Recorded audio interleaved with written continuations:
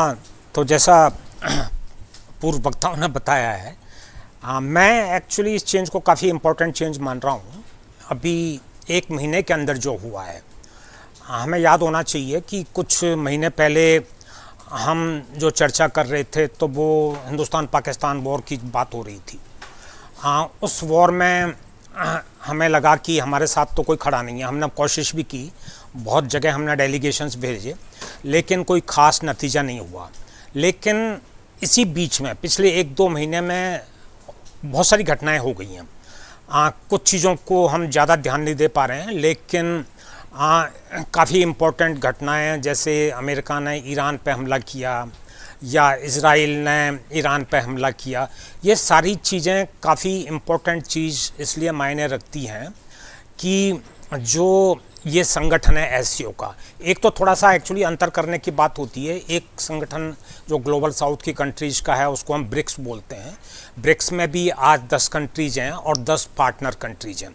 एक ये एससीओ है। एक थोड़ा सा अंतर समझने वाली बात यह है कि एससीओ की ये जोग्राफिकल ना बाउंड्री बना सकते हो आप, एक गोलासा बना सकते हो। ब्रिक्स तो बिखरा हुआ होता है, जैसे साउथ अफ्रीका होता है, ब्राज़ील है, दूर दूर होते हैं। तो मेरा कहने का मतलब है कि ये घटना भी बहुत इम्पोर्टेंट मानी जानी चाहिए कि अमेरिका ने जिस तरह से ईरान पर जो हमला किया, तो उससे एक तरह का इस सारे इलाके में एक बहसा पैदा हुआ। अब इंडिया के पास चॉइस थी कि इंडिया क्या करे।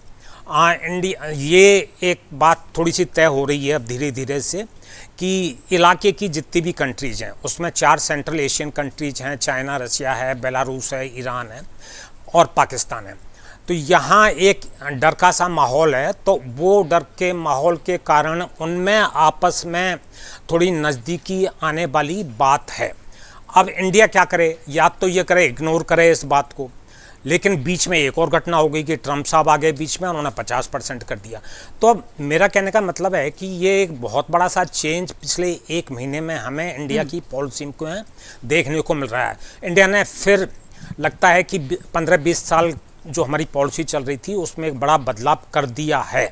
हमारी पहले 20 में एक पॉलिसी चल रही थी कि भाई देखो, अमेरिका से हम बहुत नज़दीक होना चाहते हैं और बाकी से भी रख रहे हैं। तो 2017 तक तो कोई प्रॉब्लम नहीं थी अमेरिका को, ठीक है, आप किसी से भी रखो, हमें क्या फ़र्क पड़ता है, आप रशिया से रखो, चाइना से रखो, थोड़ा थोड़ा। लेकिन बाद में तो सिचुएशन बिल्कुल बदलती गई।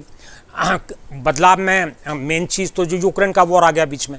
अब यूक्रेन के वॉर के समय कहा गया, इंडिया ने कहा देखो हमारा तो रशिया पुराना दोस्त है, हम तो उस दोस्ती को ख़त्म नहीं कर सकते। ठीक है, बाइडेन ने वो बात मान भी ली थी, यूरोप ने भी मान ली थी। यूरोप ने एक्चुअली कोई सैंक्शंस नहीं लगाए थे, प्राइस कैप लगाई थी। और हम इंडिया कह ही रहा है कि हम तो प्राइस कैप आपकी फॉलो कर रहे हैं, जो $60 वाली कैप है, तो उस तरह से। लेकिन ये जो सरकार जब से आई है, ट्रंप की सरकार, पिछले 8-10 महीने में 2-4 महीने तो कुछ नहीं हुआ, लेकिन फिर अचानक ये एक तरह से ये सरकार तो ये मान के चलती है कि हमें दोस्ती का किसी से ज़रूरत नहीं है। Japan, south Korea, Europe, England, हमें कोई किसी की ज़रूरत नहीं है। कनाडा, ब्राज़ील, मैक्सिको, किसी की। हम तो अपने आप इतने ताकतवर हैं कि हम तो अपने ताकत के बेसिस पे, चाहे वो मिलिट्री ताकत हो या इकोनॉमिक ताकत है, उसी के बेसिस पे सारी दुनिया को झुका देते हैं। अब हुआ क्या बीच में, यूरोप तो दब गया। यूरोप में तो इंडिपेंडेंट पॉलिसी नहीं है। पिछले 15-20 सालों से वो अमेरिका की जो भी पॉलिसी होती है तो उसको फॉलो करता रहता है। जहाँ भी अमेरिका कहता है चलो लड़ने चलो, अच्छा जी हम तैयार हैं, इराक में जाना है, कहीं भी जाना है, लीबिया में जाना है, तो वहाँ तो कोई इंडिपेंडेंट पॉलिसी आने की गुंजाइश नहीं है।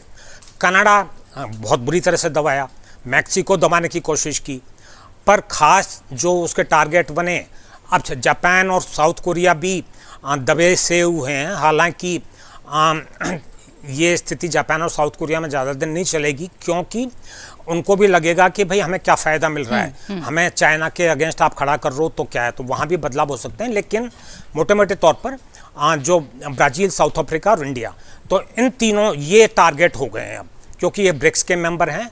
तो जैसे ब्राज़ील पे 50 लगा दिया है ना, साउथ का अफ्रीका पे कहा कि आप जेनोसाइड कर रहे हो वाइट्स के अगेंस्ट में, इंडिया से कह रहे हो कि आप रशिया से तेल खरीद रहे हो। तो यहाँ मेरे को लगता है कि अब इंडिया ने एक चीज़ डिसाइड तो कर ली है कि हम चाइना से, रसिया से, किसी से भी संबंध रखेंगे। अमेरिका अगर हमसे संबंध रखना चाहता है तो रखे, नहीं रखे जिस शर्त पर, लेकिन शर्त कोई नहीं होगी उसकी। ये नहीं होगी कि चाइना से दुश्मनी करो, रशिया से दुश्मनी, अपनी शर्तों पे संबंध। आरआईसी पे मैं थोड़ा सा एक बात मैं कहना चाहूँगा। RIC एक्चुअली पुरानी टर्म है बहुत दिनों से, लेकिन पहले फ़र्क नहीं पड़ता था, 3 कंट्री मिलके मीटिंग कर लेते थे तो किसी को कोई डर नहीं था। अब इम्पोर्टेंट हो गई अचानक सारी चीज़ें, ये शंघाई वाली ये कोऑपरेशन की मीटिंग से, परेड से। अब RIC में देखो एक चीज़ तो हमें माननी पड़ेगी कि एक बेसिक इक्वेशन आज जो बन रही है वो रशिया और चाइना की बन रही है, जिसको वो बोल रहे हैं नो लिमिट पार्टनरशिप। उसको तो आपको मानना ही पड़ेगा। आप ये नहीं कर सकते कि भाई रसिया से दोस्ती करें, चाइना से दुश्मनी करें, वो नहीं चलने वाला। और शायद इंडिया को समझ में आ गया है कि ये वाली लाइन नहीं चलेगी। अब दुश्मनी दोस्ती करनी है, दोनों के एक साथ होगी या दोनों या नहीं होगी, तो उस तरह से। तो RIC में आई का अभी उतना ज़्यादा पता नहीं है, क्योंकि वो तो बहुत स्ट्रॉन्ग रिलेशनशिप है रसिया और चाइना की। पता नहीं आगे आने वाले समय में RIC में आई का मतलब ईरान हो जाए नहीं कह सकते आजकल। हाँ, लेकिन इंडिया उस लेवल पर नहीं आ सकता। जो दोस्ती रसिया और चाइना की, अब वहाँ तक आप नहीं पहुँचोगे। तो ठीक है, कोशिश है, अच्छी बात है, मीटिंग हो, तो मैं मानता हूँ कि बहुत बड़ा चेंज है।